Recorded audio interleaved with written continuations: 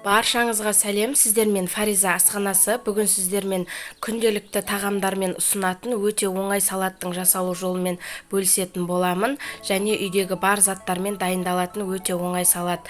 Ең алдымен менің каналыма тіркелмеген болсаңыз, осы видеоның астында подписаться деген кнопканы басып, каналға тіркеліп алыңыз. Ең алдымен сәбізімізді дәл видеода көрсетілгендей етіп үткіштен өткізіп, үстіне кішкене тұз салып, жақсылап араластырып, 5-10 минутқа тындырып қоямыз. Сонда сәбізіміздің суы шығып, жұмсап тұрады. Сонан соң дәл видеода көрсетілгендей етіп, қырыққабатымызды да өте ұсақ етіп турап аламыз. Туралған қырыққабатымызды да үлкендеу ыдысқа салып, оған да кішкене тұз сеуіп, жақсылап қолымыздың күшін салып, мыжып, оны да тындырып қоямыз.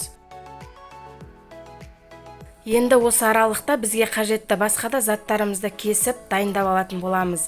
Қиярымызды да дәл видеода көрсетілгендей етіп, ұзыншақ етіп, жіңішкелеп кесіп аламыз.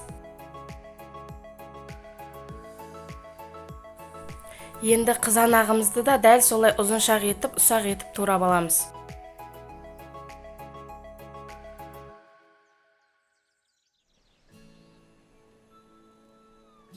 Енді осы дайындап алған заттарымыздың барлығын біріктіретін боламыз.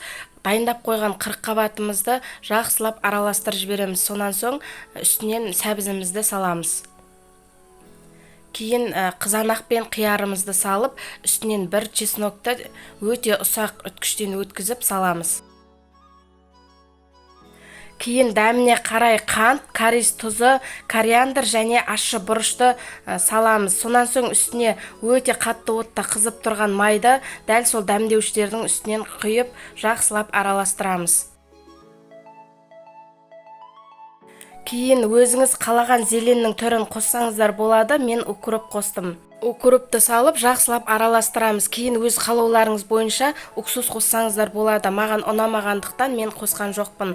Осымен біздің өте оңай дайындалатын салатымыз дайын болды. Қою тағамдармен ұсынуға міндетті түрде жасап көріңіз. Өте дәмді болып шығатын салаттардың бірі. Сіздермен болған Фариза. Келесі видеода кездескенше сау болыңыздар.